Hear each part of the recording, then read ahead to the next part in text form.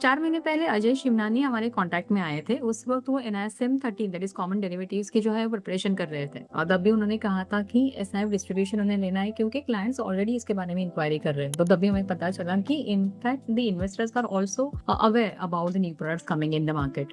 लेकिन इंटरेस्टिंग बात तभी ये थी कि उनका कोई ट्रेडिंग बैकग्राउंड नहीं था अजय जी का और लेकिन उनका जो इंटेंट था वो काफ़ी स्ट्रॉन्ग हमें यहाँ पे नज़र आया। तो उन्होंने प्रिपरेशन शुरू की थी, एग्ज़ाम भी क्लियर की और आज जो है वो एसआईएफ डिस्ट्रीब्यूटर बन चुके हैं। उसे भी अभी 3 मंथ्स हो चुके हैं ऑलमोस्ट। अभी रिसेंटली उनसे वापस से हमने बात की तो उन्होंने कहा कि एसआईएफ तो बन चुके हैं लेकिन अभी PMS is going to be his next target. So yes, अब वो NSM series 21 that is portfolio management services distributors जो रहते हैं उसकी प्रिपरेशन कर रहे हैं। अब हम ये समझ लेते हैं कि यहाँ पे डिफरेंस क्या है, जैसे म्यूचुअल फंड और पीएमएस में क्या डिफरेंस है, या एएमसीज या पोर्टफोलियो मैनेजमेंट सर्विसेज जो प्रोवाइड करते हैं इसमें डिफरेंस क्या होता है। तो म्यूचुअल फंड या एसआईएफ जो है इसमें ये होता है कि आपको यहाँ पे यूनिट्स मिलते हैं, जो भी इन्वेस्टमेंट आपके क्लाइंट कर रहे हैं उसके सामने यूनिट्स मिलते हैं और ये एक ट्रस्ट है। दैट इज आपका जो म्यूचुअल फंड हाउस होता है वो एक ट्रस्ट होता है और आप यहाँ पे जो भी इन्वेस्टर्स होते हैं वो यहाँ पे बेनिफिशियरीज होते हैं। इन्वेस्टमेंट्स एएमसी यहाँ पे मैनेज करती है, मतलब यहाँ पे कोई भी ओनरशिप वाली फीलिंग नहीं होती है, तो कोई कस्टमाइजेशन नहीं होता है। यहीं पे एंट्री होती है पीएमएस की, पोर्टफोलियो मैनेजमेंट सर्विसेज। आपका जो यहाँ पे एक डेडिकेटेड पोर्टफोलियो बनता है, आपका पोर्टफोलियो जो रहता है कस्टमाइज्ड स्ट्रैटेजी फॉलो करता है और डायरेक्ट ओनरशिप जो है स्टॉक की वो आपकी रहती है, मतलब आपके डीमैट अकाउंट में ये जो स्टॉक्स है जो भी इन्वेस्टमेंट्स है वो रिफ्लेक्ट होते हैं।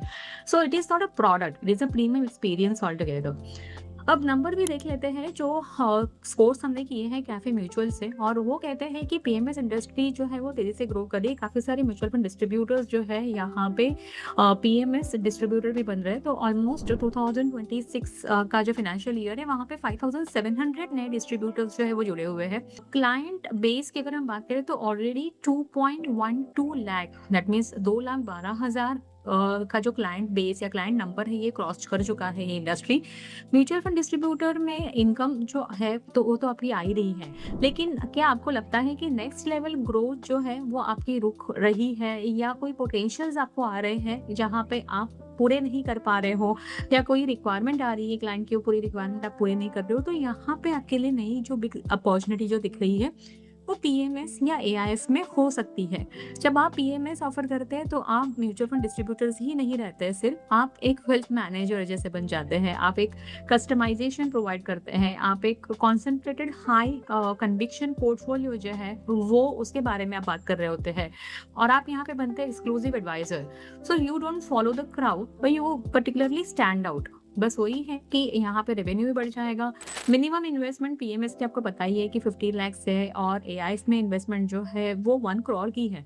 तो हाई टिकट साइज होने की वजह से आपका एयूएम भी शूट कर जाता है, यहाँ पे हायर कमीशन मिलता है as compare to mutual fund. और सबसे इंपॉर्टेंट यहाँ पे बात ये हो जाती है कि ट्रस्ट जो है आपके क्लाइंट का आपके ऊपर का वो डीपर होते जाता है। तो अगर आपको लगता है कि आपको और एक लैडर क्लाइंब करना है आपके करियर ग्रोथ में, तो पीएमएस डिस्ट्रीब्यूटर जो है आप साथ साथ म्यूचुअल फंड डिस्ट्रीब्यूटर के भी बन सकते हैं, एआईएफ डिस्ट्रीब्यूटर जो है वो भी आप बन सकते हैं। डिपेंड करता है आपके क्लाइंट की रिक्वायरमेंट क्या है, उनका रिस्क प्रोफाइल कैसे है, वो हिसाब से आप आपके पास अभी वेरिड प्रोडक्ट जो है वो हो जाता है, because this all products are there in the market. So if your client or before at times your client ask for it, if you feel a product suits to his risk profile and investment journey, then definitely you can suggest that, provided you are certified for the same. So NISM की exam पास करनी है आपको। अगर PMS की बात करो तो PMS distributor की एग्जाम होती है लेवल 1 की, एआईएफ डिस्ट्रीब्यूटर के लिए कैटेगरी 1, 2 की एक एग्जाम होती है, कैटेगरी 3 की जो है वो और एक एग्जाम होती है। तो बस आप वो हिसाब से अपने आप को रेडी करके जो है अपने आप को नए करियर अपॉर्चुनिटी के लिए ओपन कर सकते हैं। Thanks for your time and happy learning.